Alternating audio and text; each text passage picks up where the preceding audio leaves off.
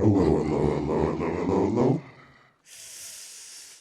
Okay, so tourists v purists. It's like which one do you consider yourself to be? I think with tourism and purism, it's really about the handshake,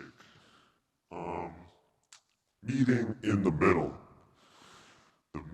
of tourism and purism. Let's just shake hands to set this off. Yeah, just real handshake. Hello. Hello, everyone.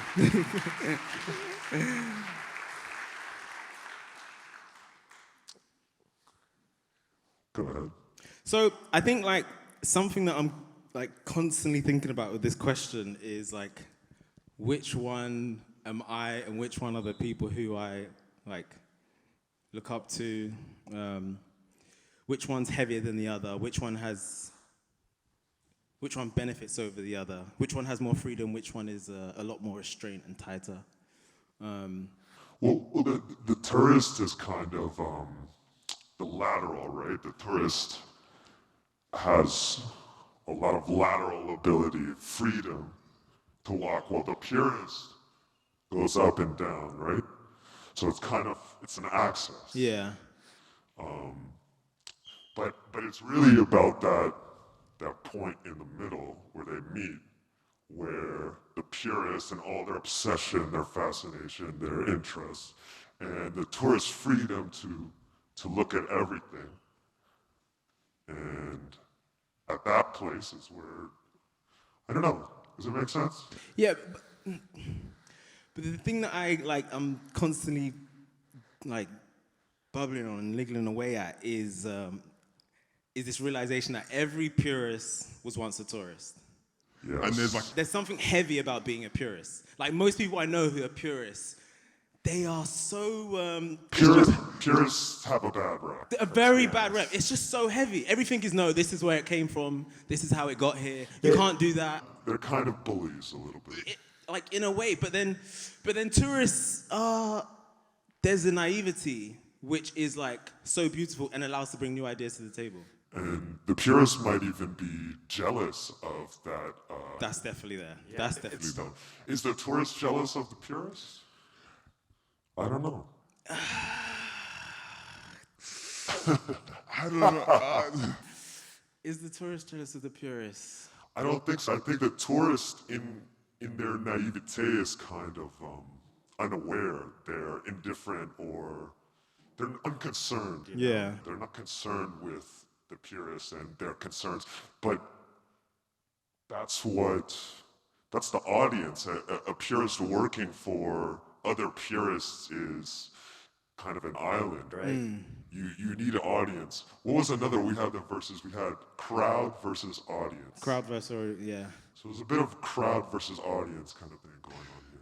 The audience is specific. The audience is specific. The audience is the purist. The crowd is Crowd is just a mass. It's Yeah. a mass of people. It's indistinct. Yeah, you see a fight, someone shouts World Star, it's a crowd. It's everyone's Actually, it's a crowd. it's a crowd until someone shouts World Star, and then it's an audience. That's true, actually. That's a very good point. That's a good point. Okay. I don't know, like, would you say you're a tourist or a purist? I'm a purist, but I'm trying to be more of a tourist. I'm trying to go on vacation. Yeah, new ideas come from vacation. It's only when you leave where you're from true. that you start to understand.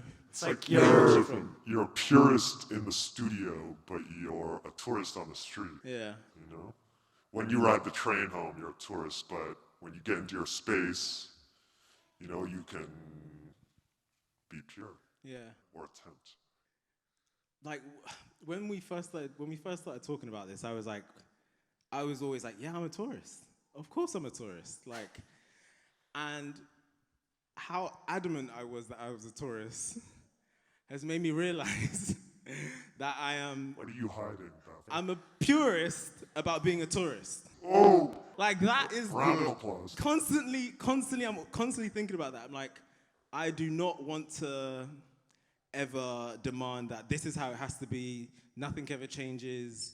Like, I'm constantly like, oh, what's this over here? Or like, oh, reading about this. And it's Floating. A curious purist? a curious purist. Yeah, that's a removing of the TO. And I Purist? Yeah, I think like, but then, okay, so tourist versus purist, is it? And we should clarify too, right? This is not tourist versus purist is Virgil in many ways, right? This was a sentiment that resonated really deeply with him. This was something he was concerned with, and I think in general he saw himself on both sides. You know, was a purist kind of in his bedroom and his obsessions with certain things, but then when he would step into certain spaces rather, he would feel like a tourist. Yeah. Be pointed or reduced or treated as a tourist in space that he felt he had put in the 10,000 hours to being a purist. Maybe purism has something to do with time. Yeah. 10,000 hours of, Distilling something. yeah. And you can only, You can't be a purist for more than 10,000 hours. A tourist, sorry. yeah. You're a tourist for 10,000 hours, and then on the 10,001st hour, you become a purist? But then the more we Question mark. the more we talk about it, and I'm like, in context with V, I'm constantly like, in a way, I think the equation is what it is. It's not. It's not. I don't know if it is one or the other. Is there an equal sign up there? Yeah, maybe that's what it should be changed to, or a feedback loop. If you turn it on one side, it's a greater than Yeah. or a less than. Yeah. Could be either. Yeah. There are no wrong answers here. There are none. I really think it's the equation. I think like it's not about one or the other. It's these two things next to each other. Back to what we're saying about traveling. It's the contrast. Having those two side by side allows you to see something of the other one that you wouldn't think about if it was just isolated. If that was just tourists, They need each other. they need each other. They need each other, and I think that's really. Oh, okay, sorry. Dirt versus soil. Okay. Okay. Well, piece of dirt is a title that always resonated with me. I like to think of a single piece of dirt, like a speck, that on its own is really quite insignificant. But I think if you take pieces of dirt together, you have soil very quickly. I mean, we're gonna get into soil right here. I think like, yeah, dirt. When we first start talking about dirt, I'm constantly thinking it suddenly becomes a responsibility. It suddenly becomes a thing that you have to clean up. But then it's also We're trying to escape dirt. We're trying to wash it away. yeah, With soap or detergent. We're sweeping it out of our house, you know. yeah. It's not something that you want to have just about, unless it's like a conceptual piece of full of dirt. just full of dirt. Like, but then Earthworm. having it next to soil, suddenly I'm like, oh, soil is alive. Soil is like a whole ecosystem of things. Soil is potency and potential and opportunity. Is it? Yeah, it is because you don't get plants and trees without soil. You don't get mushrooms is a whole other thing because that's just in everything. But you don't get plants, trees, the fruit, the seed that comes off of that, the energy that gives without soil. Trees don't grow without soil. Dirt, on the other hand. Can plants get dirty? Yeah. I don't know. Maybe dirt is a human construct, you know? It really has to do with our ideas of cleanliness and dividing space, and whereas nature never really gets dirty, right? And soil's our way of describing something that generates, that again holds that potential, holds opportunity.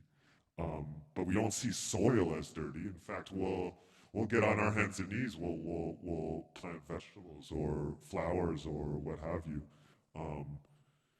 But when we go back into the house, we will become dirty. Yeah, that's And then we need to take our clothes off and shower and yeah. whatever else. I love soap too, I just want to say, sidebar. Shout out soap. Shout out soap for real. But yeah, dirt exists in soil. It feels like Yeah, dirt is in soil, but is soil in dirt? no. But it feels like only when dirt feels like a piece of soil that's left the community. And only when it's left the community does it become dirt. It's back to that thing of the story of Satan. He was in the choir. Maybe he sang falsetto. Tell it. The story of Satan. He was in the choir. Maybe he sang falsetto like a Pharrell. He was an angel. He was an angel. And the moment he left, he became the devil. Wasn't the devil before. Like, was in the community. Was part of it. The moment he left, he became dirty. So this is kind of like devil versus angel in a way. Yeah. Yeah, no, it is. maybe. And death versus life. Death only comes from life. Oh my God, there it is. We got to that one quicker than Yeah. the time could, actually. Keep it going. Soil isn't, nature can get dirty. So soil's kind of one of those words you repeat it too much and it starts to, or stops making sense maybe. I look at soil and it looks alien a little bit. Dirt is very fixed. It's hard letters. Yeah. We know what dirt is. We know what dirty is. But soil, we don't talk about soil very much. The amount of times you're saying it, it's just, I know soil. Yeah, thinking about nappies. Soil.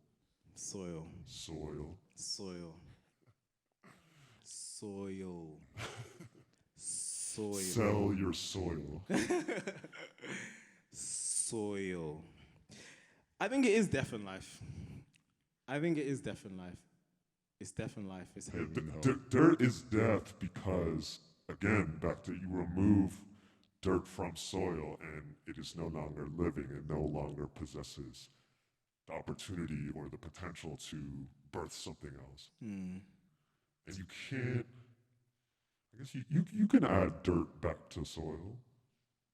Does it then become soil, or is it just still? Yeah, so soil's the collective, you know? Yeah. Soil is powerful only in numbers. A single grain of soil is useless. It's not soil. Yeah, that's a good way to think. It is the collective. It is the community. It's the choir. Individually, it doesn't really. And the dirt choir. Weirdly, though, it's got me thinking about tourists versus purists again, because I'm like, I never think of. I think of that as individuals. I never think about the community of purists or the community of tourists. Well, tourists, you especially in New York or something like that. You can think of them kind of generally. They can kind of bleed into one another and become. But a purist, yes, you do tend to. It sounds like an individual. Soil. That's the community. That's also the other thing. Yeah, one is the community and one is the individual. Ooh. Soil is the community. Soil is the collective. Soil is the group. For something to be soiled, you know, if we're dealing linguistically, that's very similar to dirty, you know. Yeah, that's true. God, that's true. That's true, but you know what? I think they're actually throwing dirt on soil's name. Let's be honest. That's true. Well, that is true. Yeah, we gotta be nicer to soil. Yeah, soil just really has me thinking about nappies. What's a nappy about for in America? What's a nappy? Oh wait, what do you call nappies in America? A diaper? Oh, a diaper. Sorry, becomes a dad once. Yeah. Soil's the community. Dirt is. Yeah. Now that feels. I don't know. Feels kind of unkempt, but you know, this out of all of them, this is definitely not the one to clean up. You know, Yeah. we shouldn't try and clean this one up. I think that's it. Like, that feels succinct, but putting dirt on soil's name is just sensational. But what's soil on dirt? Okay. Sand v. Stars. Okay, so, this is again the collective and the individual. Themes are arising. Oh, I didn't actually think about that. Yeah, this is again it's the collective versus the individual. Sand's interesting to think of in terms of time. You know, you think of What do we call them? what's that called? What's that called? Hourglass, thank you. We didn't even think we'd ever interact. Hi, guys. 4-4 broken. Rule, out the window. Sand versus stars. Yeah. So this was always working backwards from the micro versus the macro, right? Yeah. Like, let's just Micro versus reveal. Yeah. Sand and dirt have sand and soil. Sand and dirt have an interesting relationship potentially. Sand and dirt. But sand, when we were talking about this the other day, you were talking about how a grain of sand, or maybe I was saying that, but a grain of sand is a stone essentially, but collectively it is. So it's kind of been flipped, whereas stars.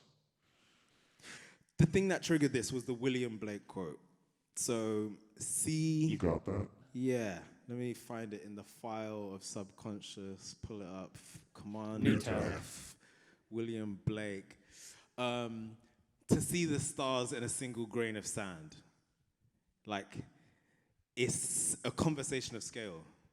They are incredibly related. And a star from any distance that we're familiar with is the same size. It's as the grain. same size. But once you zoom in and realize it's a... But you brought up a beautiful image the other day of sand under a microscope, which was incredibly diverse and colorful, and I mean it was quite mind blowing, to be honest. Yeah. And was a universe unto itself in a way. Yeah. But zoomed out, it does just all look like the same thing. Okay, but we're getting too literal here. We're getting too literal. Let's zoom out. Let's star. Put a star microscope on it. Put asterisks on it. Sand versus asterisks. It does feel, it is a conversation of scale. And back to, weirdly, I started off by saying this is the collective versus the singular, but I don't know if it is because they're both a collective. A single grain of sand, I don't think you call it a... What is the singular of sand? Yeah, I don't know. Sand? Sun? Sund. Sin? Sa. Yeah, I don't think it has a... Is it just a speck of... It's not dirt. Only when you grab it is this is sand. But funny enough, back to the hourglass, once you let go of it, it all just... It disperses and gets back to the group.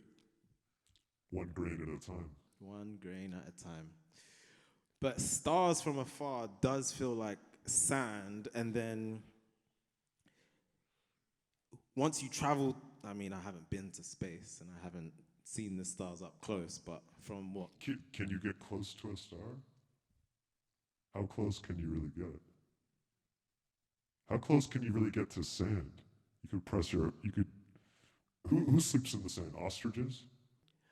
No, let's go back to that. That's really good. Can you get close to the stars?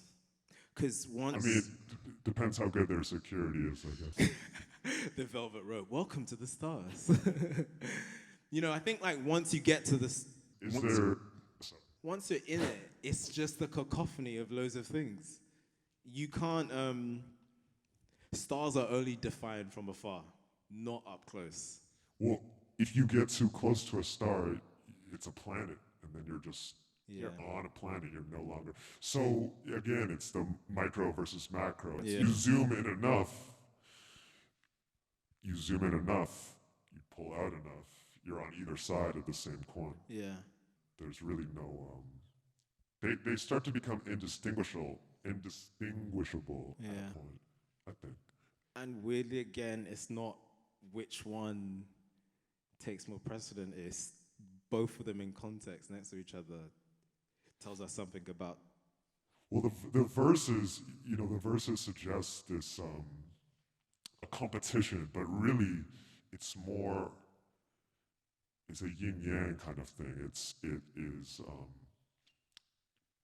not complementary, but it is. They need each other in order to define each other. Even if we go back to tourists versus purists, Yeah. A room full of purists. Ooh, it's a monolith. Hopefully, that's not what we have here. Yeah. A mix. No, it's a monolith. A room full of one is a monolith. Nuance is what Makes the world go round. yeah, it is because a room full of purists, what new idea comes to the table? Well, they're all competing for the best idea, potentially, or the most original idea, and then nothing floats to the top. But back to purists, a big conversation of it is time. This is what's happened before, and this is what we continue. So if you're constantly looking backwards and repeating that, whether that is a obsession with a craft, a process, a medium, how do new ideas come from the table other than from new people in the room from different environments? Back to stars, from afar, they all look the same, but once you get close, it's loads of variation and loads of difference. If there was only one star in the sky, we would worship that star. Right? That star would take on a significance that it's almost hard to comprehend even, but because there's a sky full of stars, infinite stars we figured out how to remember or identify just a few of them, but I think there's something there as well. It's a really blanket of stars, which is like a beach. Yeah. Sand from afar all looks the same. Like, it tends to just look like one tone of color, but it's not when you get closer do you realize. That microphone. We do encourage everyone to look up sand under a microscope. It's crazy. It's life changing. It's like, okay, I thought you swore. I thought you swore. Okay. Glass versus mirror.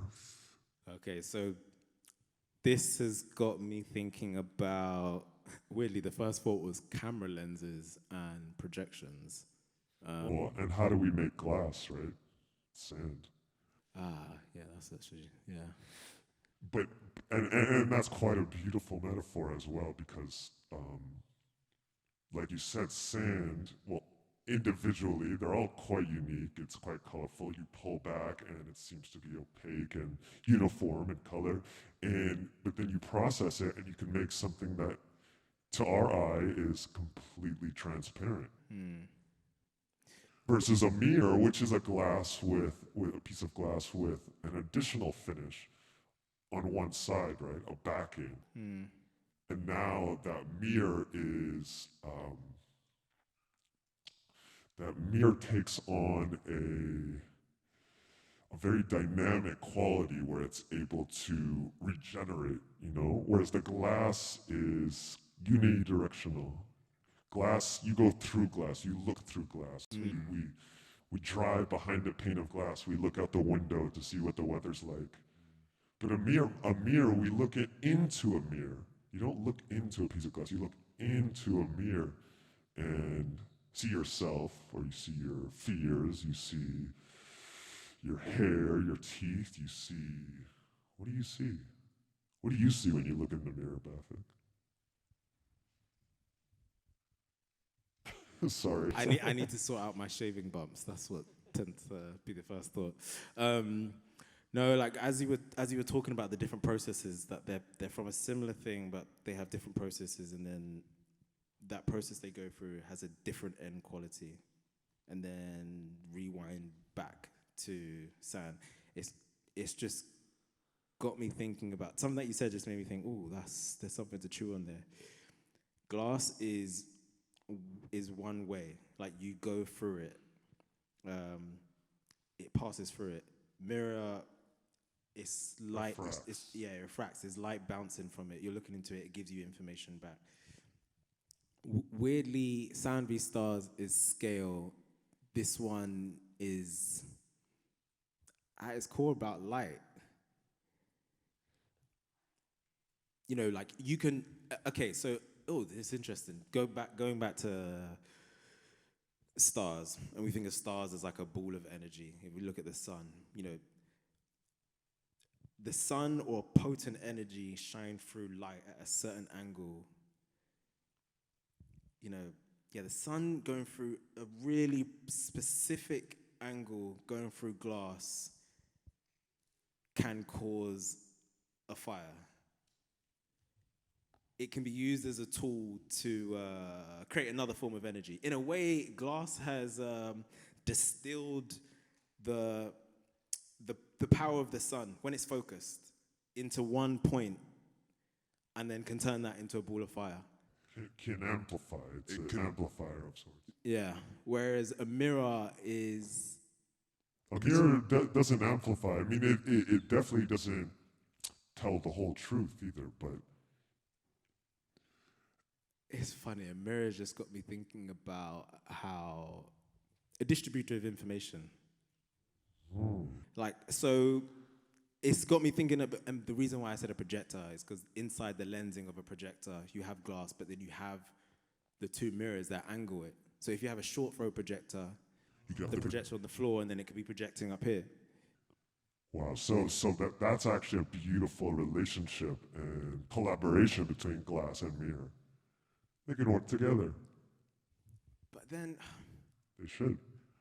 But, I mean, yeah, in context Well, of. they do all the time. In context of a projector, you have both the glass and both the mirror.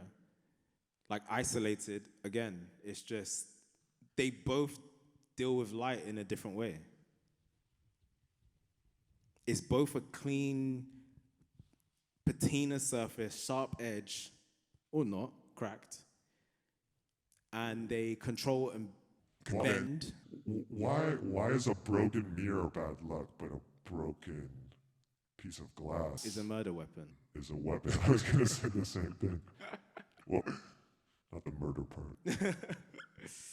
I don't know. I think that's probably like the lineage of like Disney stories. Really, you think so? Yeah, I would say, yeah, the earliest form of like a broken mirror that I can think of seems to go back to some sort of some Disney story. I don't know. Isn't it like Mirror on the Wall? Didn't it break at some point in that story? I feel like the earliest broken mirror was someone looking at themselves and getting frustrated and just breaking it. Breaking themselves in a way, you know. It's a really harsh way can be a really harsh way to confront yourself. Personally, I prefer to look through glass than look into a mirror. If that's not obvious, looking at me.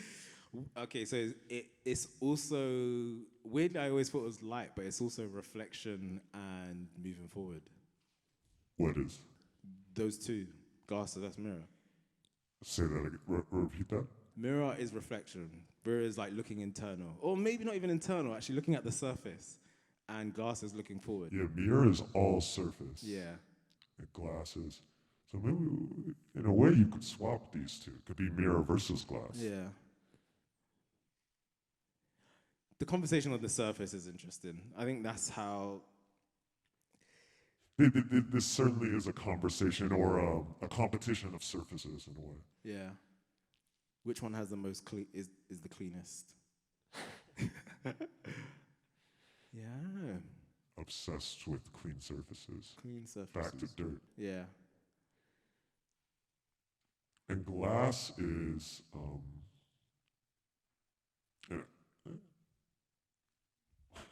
what is glass? I'm just chewing on that murder weapon. I'm chewing on the Snow White metaphor. Yeah. I think that's what it is. I don't think it broke in Snow White. Which one did it break in? It's an evil auntie. It's Snow White. Mirror, mirror on the wall, who's the fairest of them all? Is that not Snow White? Yeah. you just saying that has made me think, like, what was it like for humans to first discover a reflective surface? That's a big one. Okay. Okay. Gotta follow the rules. Gotta follow the rules. This talk, in a way, is about imposing rules that we can break live in person. In spending time talking about the rules, we are running out of time to talk about the thing that's in front of us. So, money v. time.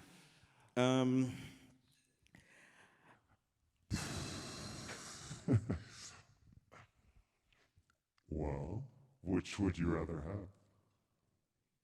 Oh, time. What are you talking about? Okay, I just need to hear it from you. I just needed to hear it from your mouth. That's okay. I know. Well, money is quite useless without time. But we trade them all the time. Yeah. No pun intended. I mean, yeah, time is the biggest, no pun intended, Currency. clock currently ringing down. That's not a deck. That's not a deck on there. That's actually our stock right there. Handshake. No, I think, like, it is the thing that I've been chewing on it. Like, these two things are like the biggest concepts hiding in plain sight. That's really good. They're not. They need each other. I mean, I guess time doesn't need money.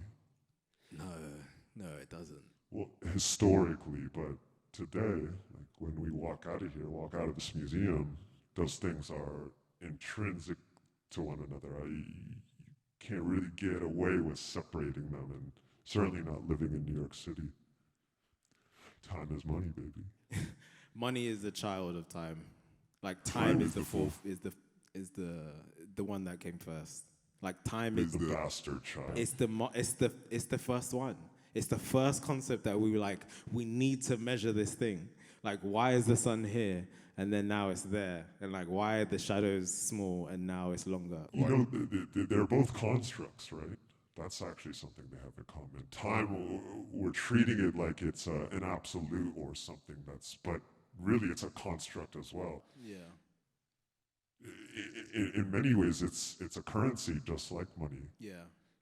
It's the currency. It's the currency. It had to come first. Time came before money. But Yeah. And really, it's funny when you say this to people, like, oh, it's all a construct. Like, people think you're saying it's not important, but that's not what it is. I think it's more like, or that it's not real. or that it's not real. It's like, no, understanding the concept, the rules, the restrictions of it, leaning into that can allow you to wear that cloak in a better way. I think growing up, we understand everything. That's a great point. We understand everything from the outside in. We understand the surface of it. As a kid, time, 3 o'clock, school finishes, 8 a.m., school starts. It takes 25 minutes to walk there. Money, I need school dinners. What do you call school dinners in America? That's another thing. But like, we just know the surface of it. But then I think the older you get, it becomes a bit more confusing. There becomes abstractions of the concept. That's a good point, actually. These things have different values at different points in your life. Yeah. When you're younger, money appears more valuable than time because time feels endless, feels abundant, and money feels finite, or it feels the opposite. You need more. But as you get older, money begins to weaken in value in many ways compared to time, right? And the older you get, the more valuable time becomes, the more you understand the value of time or relate to it or connect to it, right? Yeah. I saw this, there was an interview with someone they were talking about, they said, how old are your parents? How old are you? Take the average age of adults. How many times do you see your parents a year? This is terrifying. Yeah, it's terrifying, yeah. Finish. Yeah, but they basically were laying out the equation of how many more times are you going to see your parents before they're gone. everyone called their mom. Yeah. Very good. Very good. Right now, actually, no. Yeah. Suddenly, hello. There's these weird guys on stage. They said I should call you. Yeah, like I think we understand it from the outside in. Call your mom and ask her for money.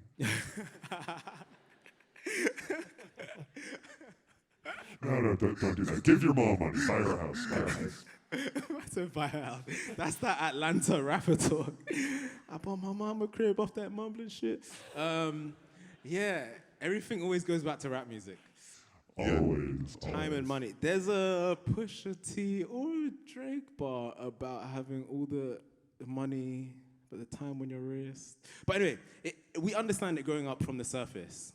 It's always just the surface. The older we get, it becomes a bit more, there's abstractions of it. Why is it that in school, the summer holidays, or I don't know what you call it in America, but the 6 weeks seemed endless. Today, 6 weeks. Endless. And you don't need any money. Just summers. Well, buy candy. But today, 6 weeks just goes just like that. A blink. Every Christmas, my sister says to me, or every New Year's, my sister says to me, damn, that year went fast. I'm like, you say that every year, and it's not actually going faster or slower, only by a small amount when the leap year happens. But it's not happening any faster or slower, Technicalities run the world. you know, than it was before. Weirdly, when I read this thing about as a kid, like the best day ever can sit in your brain as a really profound experience that feels a lot longer than it was because you remember every detail of it. Scale, it's a conversation of scale. But the older you get, it's just like, it can be... Sand versus stars. Yeah, it's a conversation of scale. Your, Money as well, actually.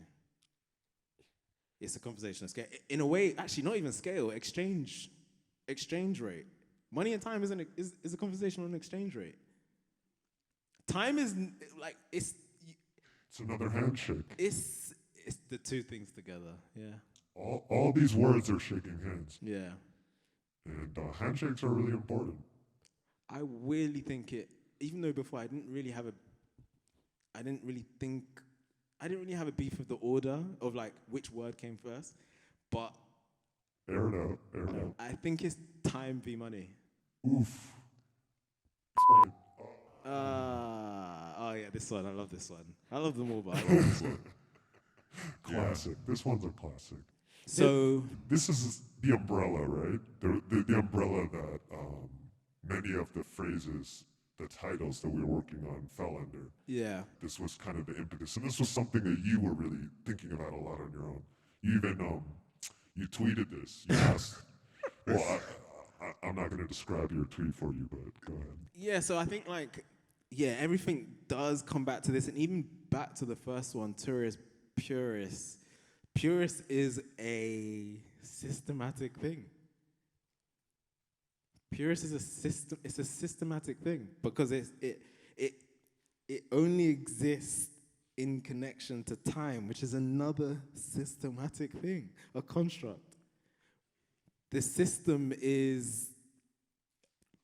that's the thing that's been formed. Those are walls, those are pillars, those are gates, those are fences. And I'm not also saying that systems are bad.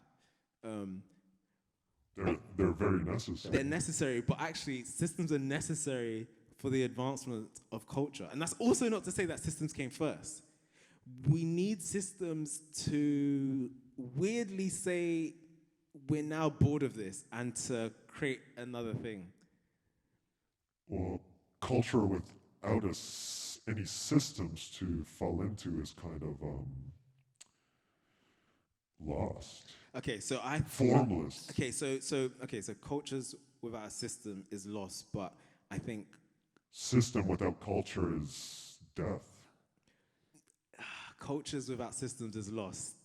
Cultures without systems is lost. Cultures without systems is lost. You repeat something a lot, and it becomes a system.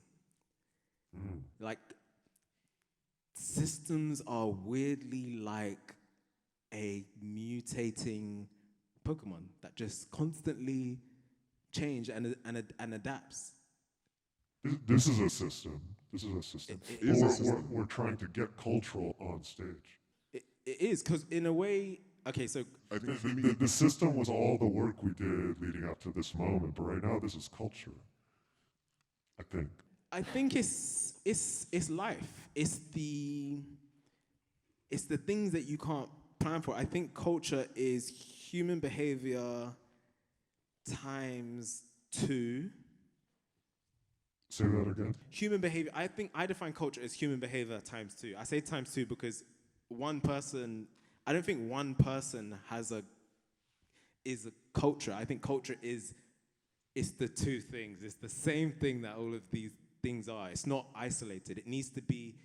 They need each other. need each other. These are all kind of like siblings, you know? Yeah. And though your sibling might drive you crazy, you may resent them at times or want to fight them, throw a glass of water in their face. You need them, and really they help you to find yourself. Your family, it's not even just siblings, but it's your family in many ways, you know? And we spend a lot of time trying to Distance. define ourselves outside of our family, but really we are our family. Yeah. Our family is us.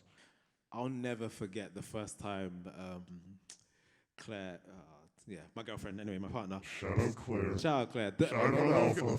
The first time Claire met my family, and I suddenly had this very weird outer body experience where I saw my family from the point of view of someone else. Oof. And I was like, we are crazy. We're mental. She sat down and my mum said to her, so what are your plans with my son? Oh my. You don't say that to someone you just met. But when I was like, oh, like, and it's true, like we spend, in my family, they call me the prodigal son. It's a Bible reference. It's the son that left the house and never came back. And weirdly, it's only Call your mom back. I need to. It's only every time that I leave and, you're in the world, you travel, and then I come back and I'm like, oh, that's why I'm the way I am. And now the more I talk to my dad, I get to know my dad more. And it's not that he's been in my life my whole life, but the more I speak to him less as my dad and more another person, am I like, oh, I understand myself a bit better now. It's mirror and glass. I'm like, oh, it's a mirror, but it's a slightly different projection scale on the mirror. Slightly distorted. Maybe as a kid, it feels like glass, like you live in a glass house and you can see the rest of the world and you're so excited to get out there and play with your friends or get a job or chase your dreams or whatever it is. But once you leave and you step through the glass, you realize it's really a mirror that you're surrounded by. And unless you can confront what's in the mirror, your family, yourself, the reflections, then you can't, I don't know what you can't do. You can't go home. You can't be, you have to go home. You always have to come home. Come home to the glass house. Yeah. It's got me thinking again back to tourists v purists. Like back to what you said. Yeah, the tourist as a mover it's moving across a horizontal plane. Its coordinates are changing a lot, whereas a purist is working at the scale that it's operating on is time.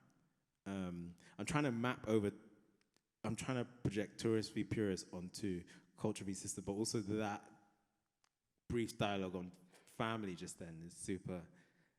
There's something really potent in there. Something Yeah. potent. Yeah, no, there's something in that. There is. How do you?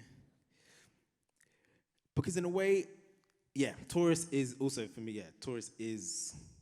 Oh, is tourist culture or is? Yeah, I don't know. Tourist v purist. What would you say came first, culture or system? It's got to be the culture. It's got to be the culture. Culture. Oh, this is why we need a lot more than 23 seconds, but it's endless. Actually, should we end it on the chess game?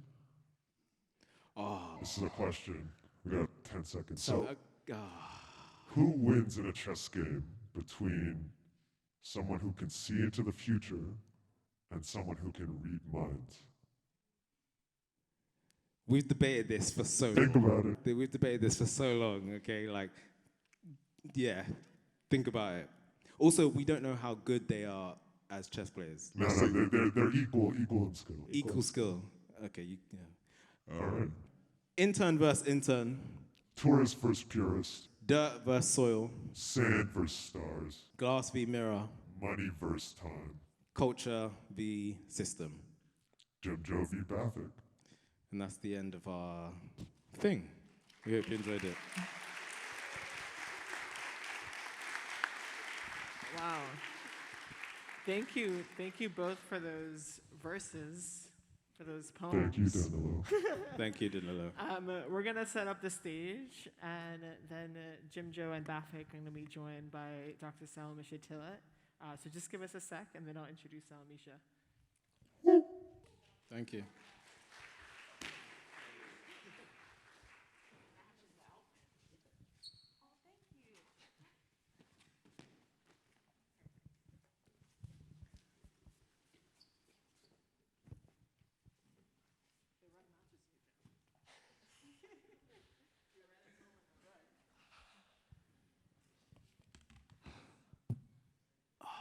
Culture v system.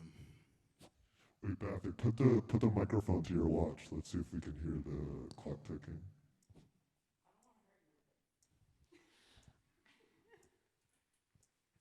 It's very faint.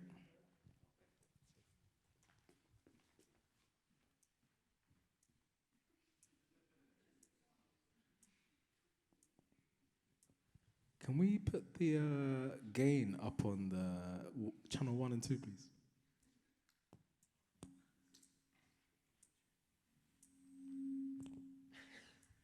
Very good. After you. All right. Thank you. So now it's my pleasure. I can't use that. Thank you.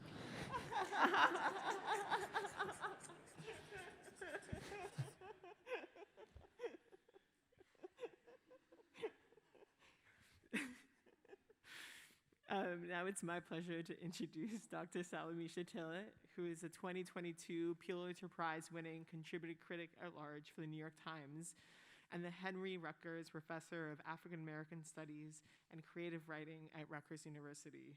She's currently the director of Express Newark, a center for socially engaged art and design in the city of Newark, as well as the author of Sites of Slavery, Citizenship, and Racial Democracy in the Post-Civil Rights Imagination, and In Search of the Color Purple, the Story of an American Masterpiece, which we celebrated here at the museum a few years ago. These days, Salamishah spends the rest of her time raising her two kids, Seneca and Sydney, finishing her latest book, a memoir and culture biography on the civil rights legend Nina Simone, and in 2003, she and her sister, Sherendaze Tillet, founded A Long Walk Home, a nonprofit organization that uses art to empower young people to end violence against girls and women. Please welcome Salamishah.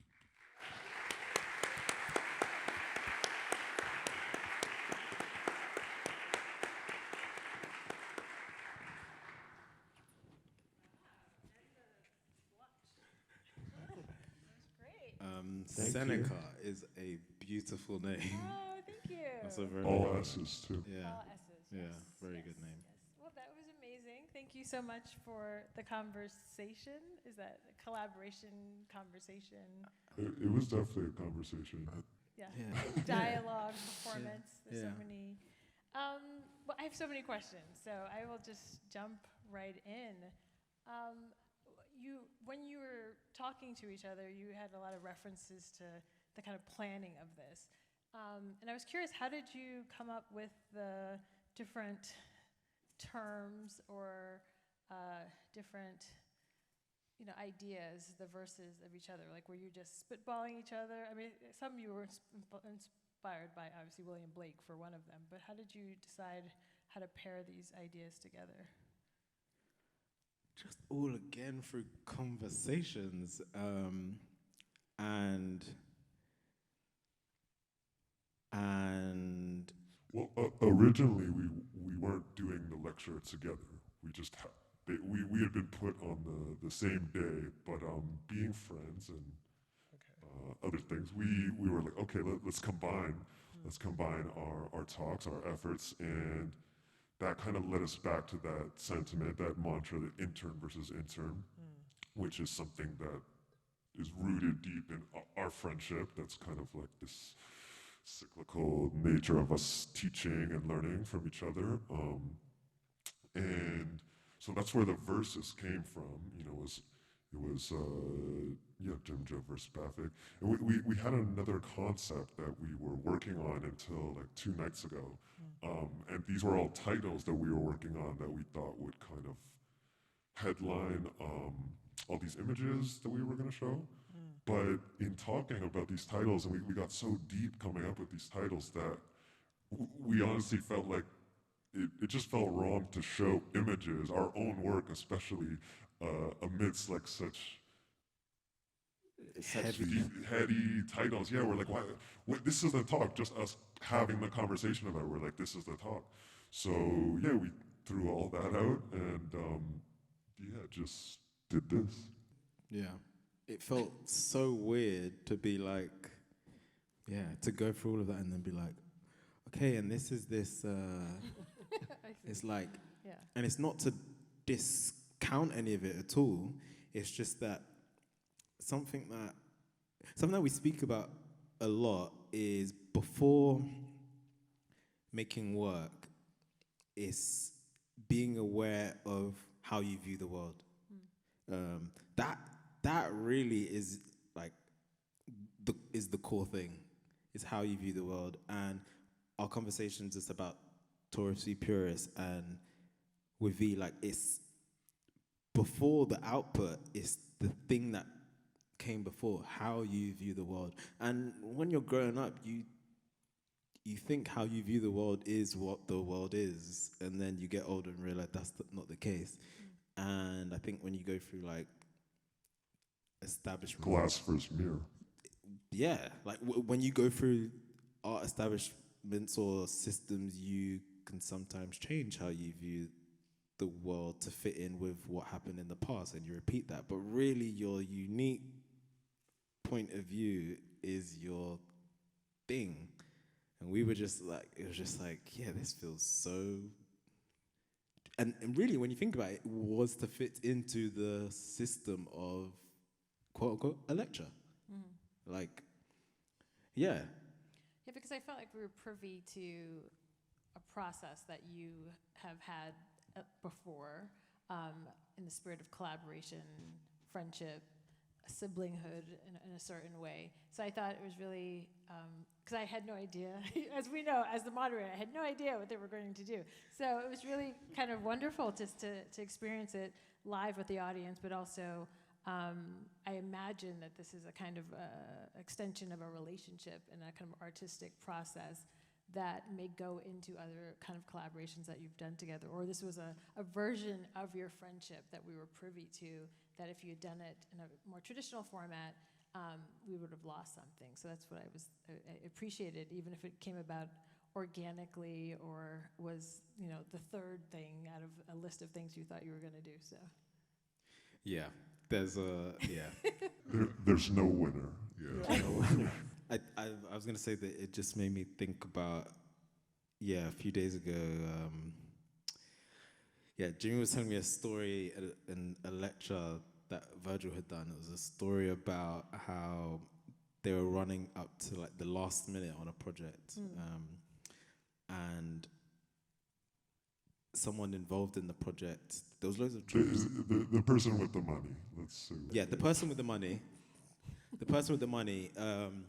It's the night before. Yeah, you're running out of time, and the person with the money. Okay, go ahead. And loads of things are changing. Loads of things. Big changes. And they emailed and were like, this is unacceptable. What's going on? This is crazy.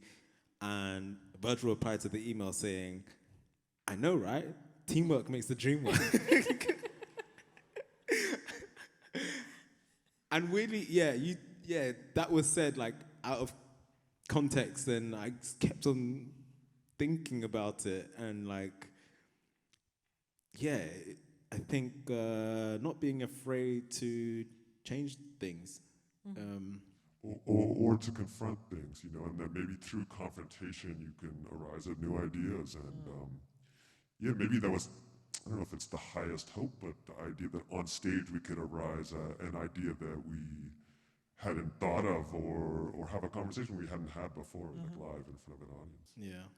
There's something that you said, Jim, about, and I tried to write it down and then I couldn't read my handwriting, but it was about this idea of imposing rules only to kind of undo them live on stage, and also to have these rules, but then to actively transgress or to kind of break them apart. And it made me think about Virgil actually as an artist and being a part of multiple institutions, but constantly pushing against those institutions or those forms that he was supposed to fit in but didn't. And I was curious about if you wanted to talk about that a bit, because if that's what you were doing before us, and this is in a way a conversation about your work and relationship to his work, this idea of having rules, but then having rules, being aware of the rules, but then undoing them in front of us. Do you want to talk a little bit more about that? Is that something? What would be the verses for that? Rules versus Well, you said that. freedom? Right? No, I know, but Yeah. I'm trying to Yeah. think of it. Absolutely. I think a lot of artists rely on rules as a format or a structure that you can push up against.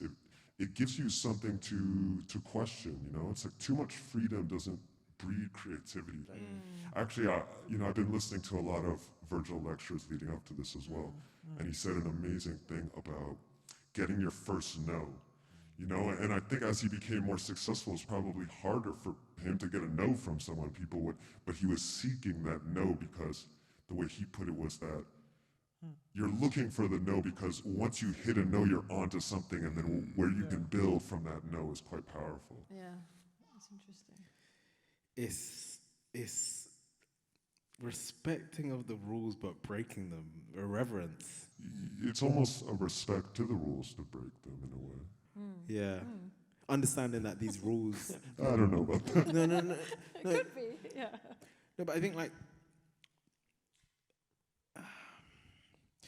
it's the thing with rules. We look at them disconnected from people making them. We just look at them as like Objective. Yeah, we look at them as objective. We look at them like the 10 Commandments. We look at them as like these things just appeared. Like we don't think, oh, there was people before this who came up with this, who have a bias point of view where they grew up, or a biased point of view of their age. Yeah, and I think in a way, I say this to say, yeah, in a way, like to really respect a rule is to question it. And when you question it, That's what I meant. Yeah, there it is. It is. To really respect a rule is to question it. And to really question it can then give you something to break. Well, and the question is an attempt at understanding, which to attempt to understand is to respect, I think. Yeah. Or it's certainly a form of respect. It's back to that thing of understanding something from the outside in or the inside out. And that sounds like a vague, lofty thing, but I mean to say we understand phrases or law or money as just the surface. Really, it's just the surface. But the older we get and as time passes, we're going like a mole rat or something. We're burying down, trying to understand it more. And that can only be given to us over time. Yeah, it's all about breaking rules. I was thinking maybe, and you can add to disagree with me, maybe the freedom, fear, maybe a versus that may be interesting for you to have at another point. But I have a question about this, because I was thinking about your film, Sub 11 Seconds, and then the film that you did together before the 2018 show, Virgil's show, and fear is there as well when he talks about he's afraid of, I think, Of ideas. yeah, afraid of running out of ideas. Ideas. And so he's relentlessly I remember working. when he said that. I was Yeah. like, And I'm just listening to it again. I was like, oh God, like, you know, what a thing to say. And then you all are showing how prolific he was then, and anyone who knew him or who knows his life or knows him personally know he was always working. This idea of fear, do you think it's different? Well, what did you think when he said that he was afraid of running out of ideas, and then this idea of freedom and fear, are they the verses, or are they just another, maybe not, we wouldn't put them in conversation with each other? I think fear was something. I'm trying to think if fear was one of the verses, or it came out in something that we were talking about before. But your question about, yeah, when he said that, I just remember thinking, I think actually my first thought was, oh, we're all the same. When we were working on that, when we were there, I had a lot of moments where I was like, oh my God, we're all the same. And the first one was a product of a community. Like V really showed me and us that like the community, the collective thought, the collective DNA, the collective frequency of thinking about things is so powerful. And yeah, that really, and the creative community isn't as disconnected as you think. It's this crazy woven ecosystem. And when he said that thought, I was like, we're all the same. And fear isn't, in a way, we need fear. Fear is the ultimate motivator at a lot of stages. And so maybe that was something he used, was a tool almost to pursue everything that he was interested in, that he cared about. Not chase, but I mean, imagine running out of ideas. I don't think it's possible. But the fear is a very real feeling, and that fear, and he so clearly used that, and with all his force. He wasn't going to let a single idea get by him. But that was it. After that first show, that first LV show, I said to him, like, how, I was just like, what the hell? Like, first of all, where the show was, we went to that location with him 3 months prior. And he's like, okay, so we're going to do this here, oh, what about this, or what about this? And it changed. And I remember thinking, like, nah. I'm like, wait, what? Like, nah. 3 months later, it was there. The show was happening. It existed. Like, it was going on live. And at the end of it, I was like, how have you done this? What's going on? Like, this is crazy. Like, how are you not like, I don't even think I even said the word scared, or like, but that's what I was alluding to. Like, are you not like, and he was like, anything I feel remotely like scared of or fearful of, like, have to go towards it. You have to go towards the fire. In a weird way, it's back to the conversation of rules. I have to understand where this thing comes from. What is this? Because what he said is when you get to it, you'll realize it's not even real. And especially if you're working with like mentors or, in an establishment, uni, college, or like sometimes in very subtle ways, that person can upload their fears to you and you download that and you make it your own. You co-opt that and it becomes your jacket that you wear with pride. You're just walking around with someone else's fears. You don't even know where it came from. The biggest thing you can do is to like, the best thing is to look at that and be like, where the hell is this coming? Where is this coming from? And that specific thing there is, I think, is what he done. Would it be fear versus freedom, maybe? Because the opposite of fear is not hate, but love. And love is a kind of freedom. And creativity is seeking freedom at all costs, but using systems to define that freedom. Yeah, I mean, we shared our love for Nina Simone in common, so she has that famous quote about, Yeah, you know, we spoke about that. yeah, Wait, yeah.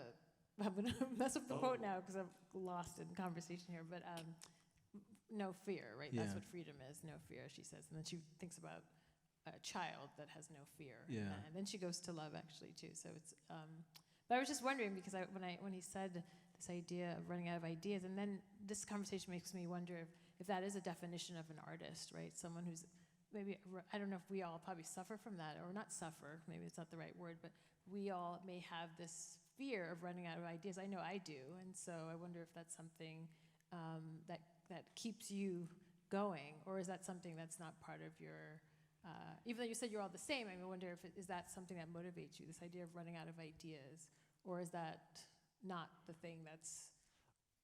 Honestly, I'm not afraid of running out of ideas, only because if I accept that as a possibility, then I die in a way. You know, it's like, at least that's for me. It's like, if I accept the possibility of running ideas, then I would stop looking now. But I have a kind of a blind faith in creativity, that creativity is the ultimate reproducer. And the more you seek it, the more it reproduces, and the more paths it leads to, the more ideas, the more doors that are opened. And yeah, so that's the freedom. But yeah, fear as a motivator is really powerful, but it can't be the means to the end. You know? Yeah, makes sense. I would think for me, it's not running out of ideas. I think my version of that is if I stop being curious. Yeah, exactly. I think if I stop being curious about it, because it's not about, it's Also, can we just stop and think about the idea of Virgil running out of ideas? Yeah. Like, I don't think anyone but him was worried about that. yeah. Yeah. Yeah, like it's yeah, that's yeah. It's a non-point. But that also speaks to the self-consciousness, not of him, but just of the artist in Yeah. general, Yeah. and the fears we project onto ourselves that we all possess. Very human. The fears we internalize. Yeah, download, as you said. Yeah, losing curiosity, because it's the ingredient before coming up with ideas. It's the thing before that. Like if I stop being curious about Curiosity is soil. yeah, it is. It's exactly that. Thank you.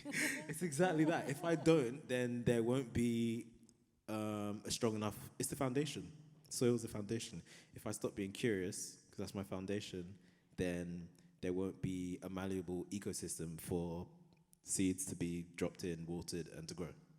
And thinking of it that way is better, because then there's a lightness to it, and then these ideas just sort of, oh yeah, what about that? And it's like,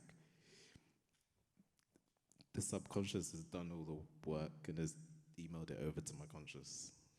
It's just like, Okay, so I think we're going to open up to the audience soon. But I really was excited about the tourists versus purists, because I thought it added like a really interesting like intervention into conversations or debates people have about appropriation or cultural appropriation, right? And I love the kind of glee that you all had about the tourist, or the longing that you have for being a tourist, the acceptance that you have for being a tourist. And it made me think about them not as polar opposites, or this idea that like the purist is the one that, you know, if you're serious about the craft, that's what you are. And it sounds like with the tourist, though, that's someone who is allowed to kind of have this freedom to kind of pick and To be curious. Yeah, to be curious, and to be make mistakes maybe, or to have a kind of carefreeness to it. And it doesn't mean that they're not respectful, but it does mean that they have a freedom of play that I really appreciated. And then, you know, we have these big conversations on either Twitter or in the culture around appropriation or cultural appropriation. And I was wondering how you guys feel like the tourist purist That's really good. Yeah. That's really good. Like, oh, that's so good. That's so good.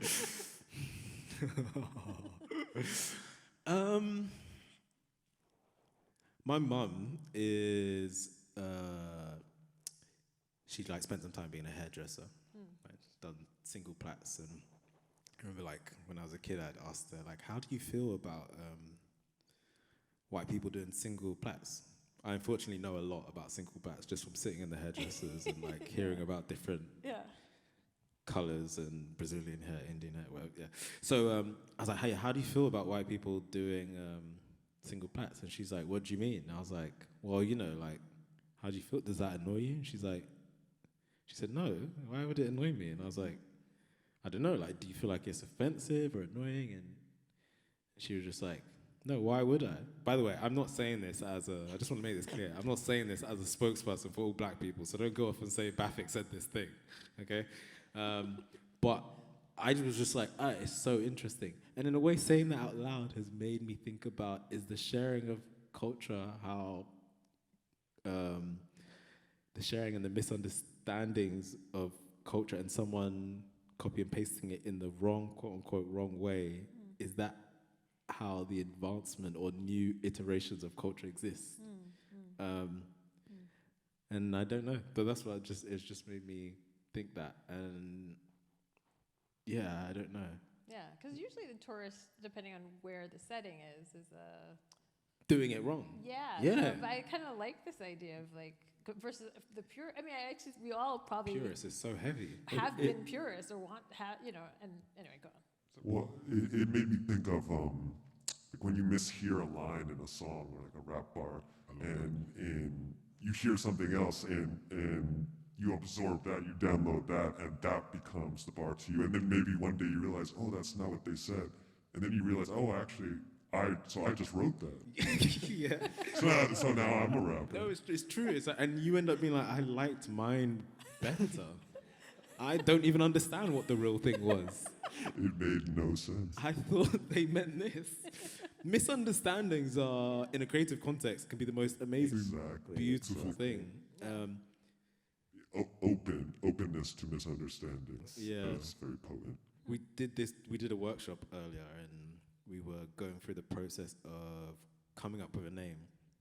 How to choose a name, or how a name chooses you. And as an artist, as a person who makes stuff, you can come up with something that doesn't exist before and make it your own thing. And it was amazing and crazy, like seeing everyone take what we were saying and using it in their own different ways and flipping it on its head, and like that setting and that environment, people using it in different ways. And it's mad. There were things that they were doing where I was like, wow, I've never thought about that, actually. That's something. Intern versus intern. It's intern versus intern. I think that it's back to the crux of everything. It's the feedback loop. It's not one or the other. Yeah. It's with intern versus intern, it's inherently we understand that word intern as someone of being service. And underneath. And underneath. And if you have them both on the same plane, you really it's just this feedback loop of taking new things in. And I think really, if you ask anyone who, you know, people like to be like, I am the boss, or I'm the boss, I've got work, people work for me, It's like that whole big boss energy. It's really, people who do it right realize that they, as a boss, are at service to the people who, quote unquote, work for them. They are looking at things from a perspective point that they have to make decisions that serve the community, the group of people that they work with the best. Like it's a feedback loop. And it's also back to the conversation of systems. But yeah, intern versus intern is like, it's cyclical, it's a feedback loop, yeah. Well, how much can you get done? What's a better way to put that?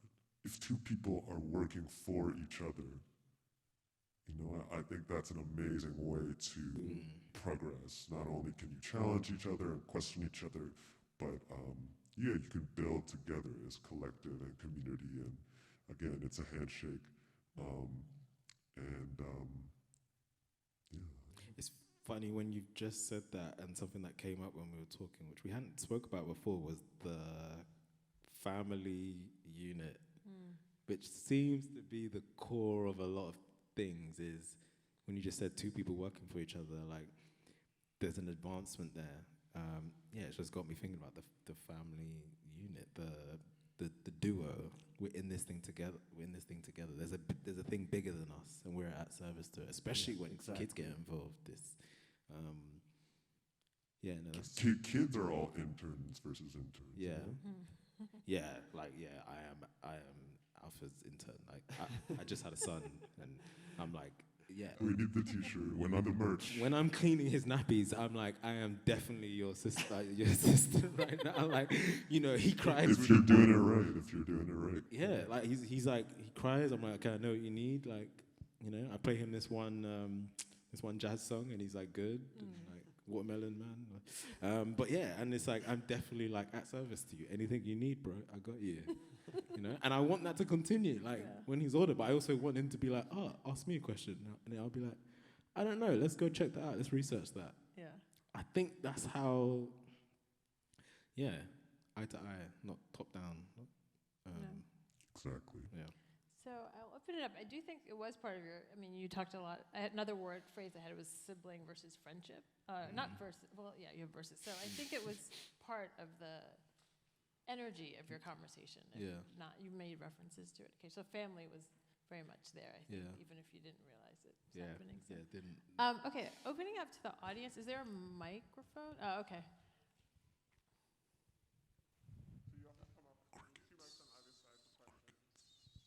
And I didn't get to say hello to everyone. Hello. Oh, hi everyone. Thank you. So. Crickets. Okay. People come up. Wait, do they walk to the mic? Oh, okay. Oh, wow. That's a good setup. Hey, how's it going? Hi. So on the last one, culture versus system, when culture popped up, I was thinking yogurt immediately. Oh. Like a culture of cells, organisms. you Yes, know? that's something. Yes, yeah. So I was curious if you guys have, in past iterations of this, explored this idea of like culture as organic and self-replicating versus system like rigid and imposed from the outside. That's what it is. Because when I was first talking about this, and we spoke about this on the phone, I was talking about culture / mold, because mold is, I guess, is a form of culture, self-replicating. And then if we think of mold versus petri dish, like the mold that sits inside of a petri dish, the petri dish is a systematic thing that has been created and constructed, and then the conversation was which one came first. And you know, people always like, well, the petri dish, because someone put the culture came from inside the petri dish. But it's like, no, because a group of people designed a petri dish. Like, they came up with the concept of a petri dish. And if it wasn't the petri dish, it was the thing before that. And for them to systematically create that thing, there was a culture amongst a group of people that gave them that thought that we need to make this thing. We look at systems as bigger than humans and bigger than us, but we forget that they were like made by us, and culture is the thing between us. It's not just one person. I can't get past the yogurt thing. Yeah. I mean, I'm just, so if culture is yogurt, then system is the container. Yeah. The yogurt cup. The vessel. The vessel. Yeah. No, that's good. Yeah, I'm going to be Thanks. chewing on that. Thank you. Thank you.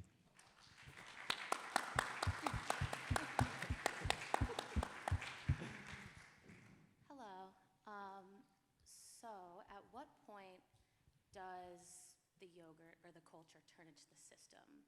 I was thinking more about like money and time. Like when do you have enough money when you start appreciating time? So could you talk about the different prompts and as creators, individuals, artists, community, like when that change happens from one point to another?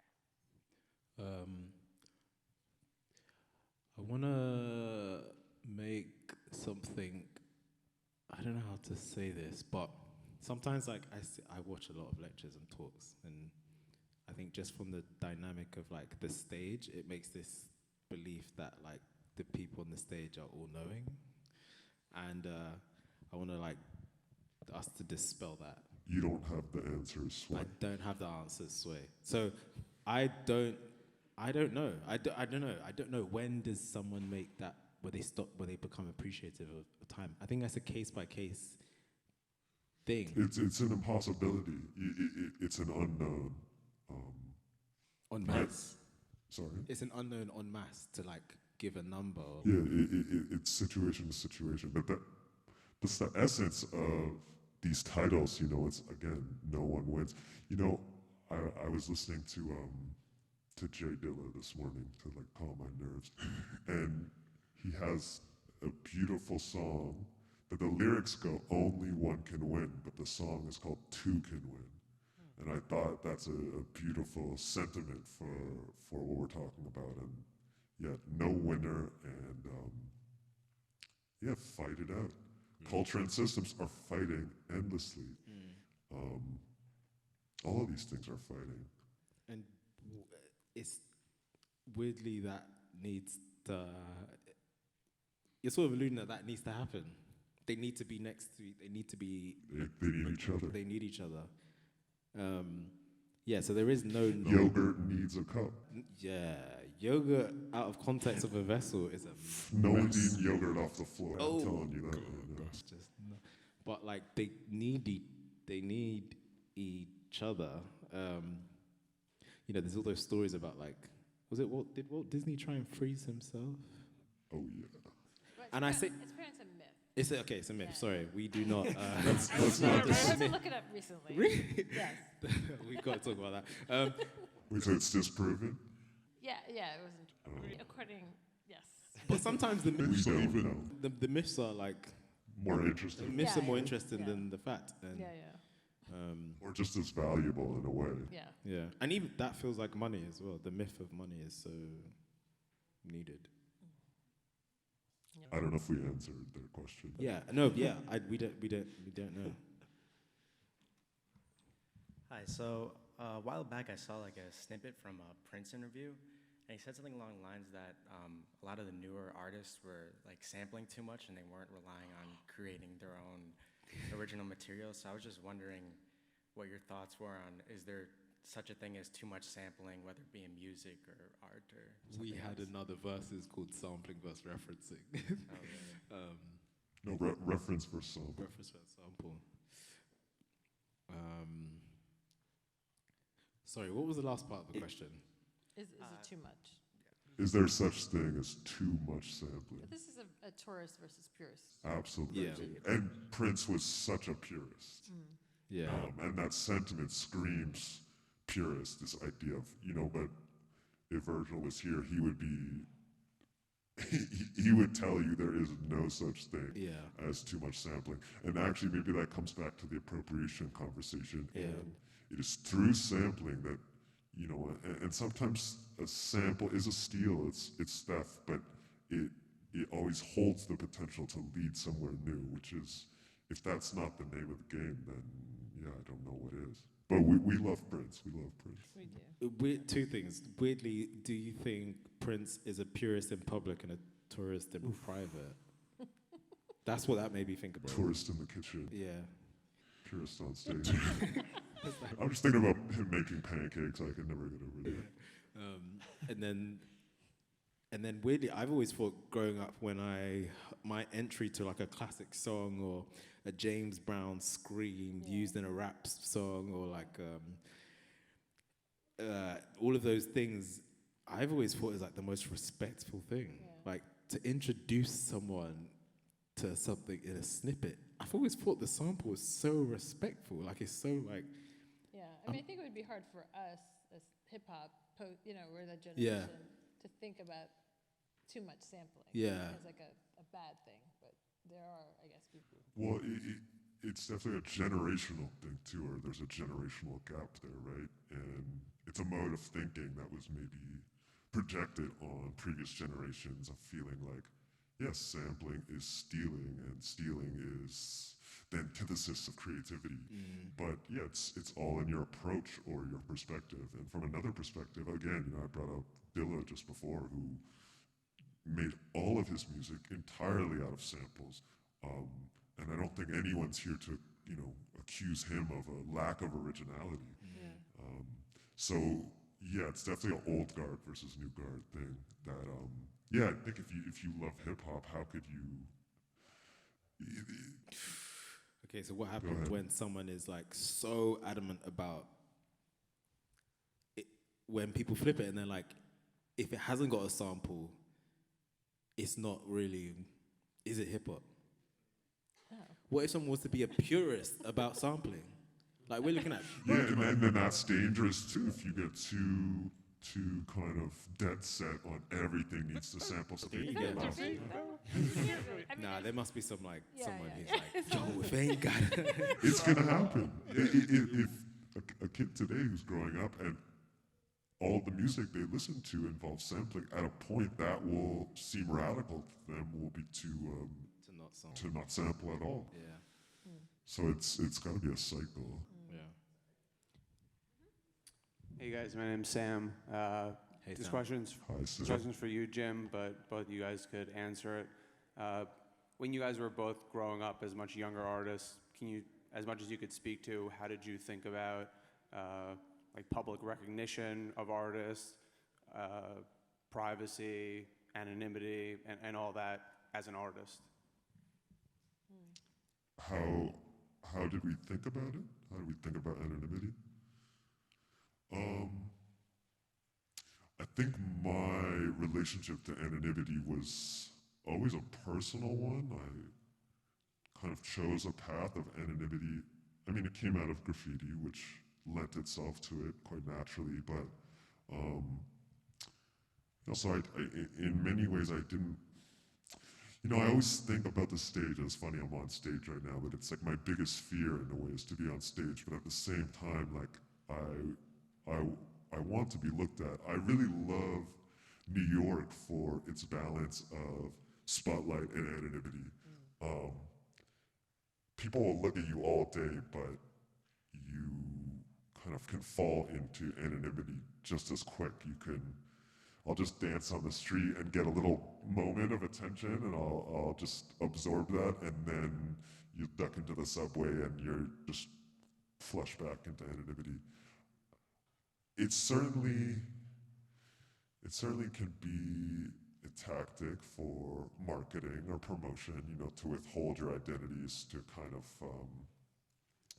to promote a certain interest in that identity. But really, my model for anonymity is this musician Burial, who was completely anonymous and made a lot of work under this pseudonym, and he was up for a big prize in the UK, like a music prize, and the UK tabloids, doing what they do, started to try and uncover his identity and find his elementary school photos, and so at that point he just came out and said, this is who I am, I just like making music, I'm a low-key person, and just fell back into anonymity, and I always really admired that. I don't think, if you put too much weight on the anonymity, maybe it will overcome, or it'll become more important than what you have to say or what you're trying to say, which is definitely not the point. Big distraction. Yeah. How would you relate to anonymity or identity, Beth?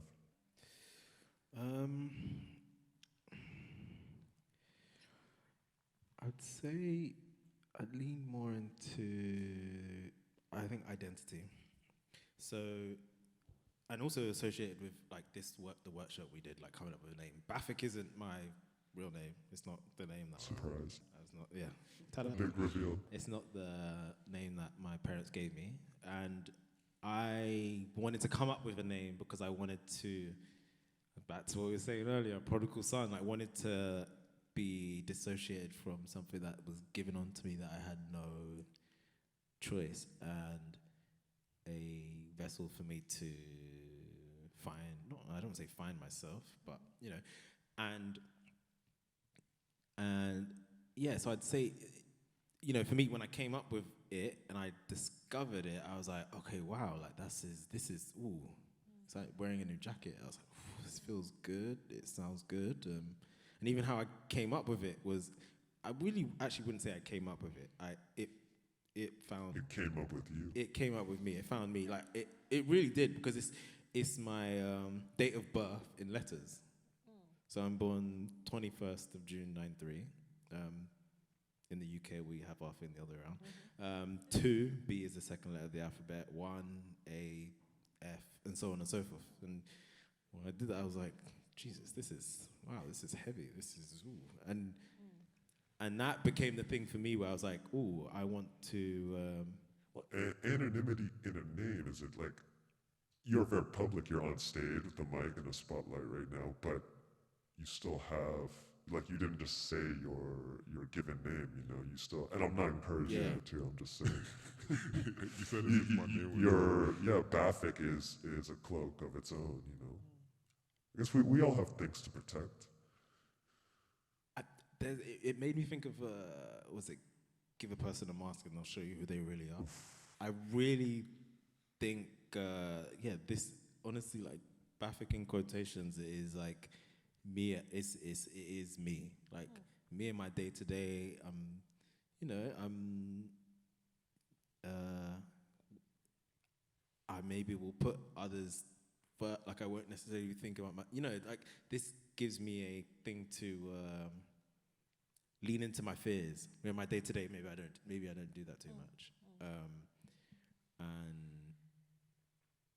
yeah, no, that's interesting. I never thought about that anonymity in the name. Yeah, no, that's really interesting. That was a good question. Thank you for your time. Thank you. Thank you. Good question. Great question.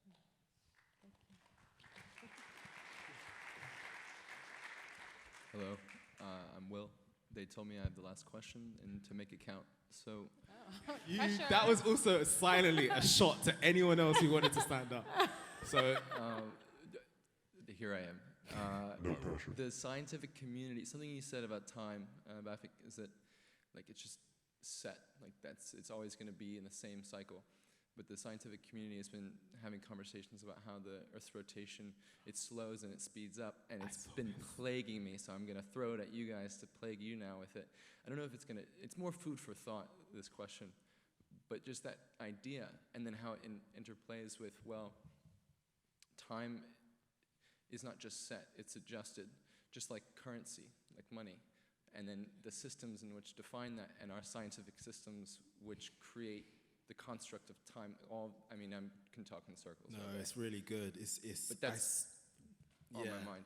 I saw that headline and I like saved it. Like I was like, what is the headline? It was basically, they've discovered that the Earth has been spinning at at different speeds across the year. Like some years it's slower and some years it's faster. So yeah, so some years do go past faster and some years do go past slower. And for me, I hear that and I'm like, oh, that is another case. So your sister was right. Yeah, she was right. I need to text her. You were right. She's like, what do you mean? Some years do go faster. As soon as you said that, it made me think, that's another case of culture versus system. Like, you can't control the system. The Earth is the culture. It is. It is. And we created a system to understand it in terms of giving it a time measurement. Like, once it rotates, to be honest, the nitty-gritty I might be not good at. But that is another example of that. I wonder if they will update the calendar. I remember years ago when I was younger, I Googled, have days been missed?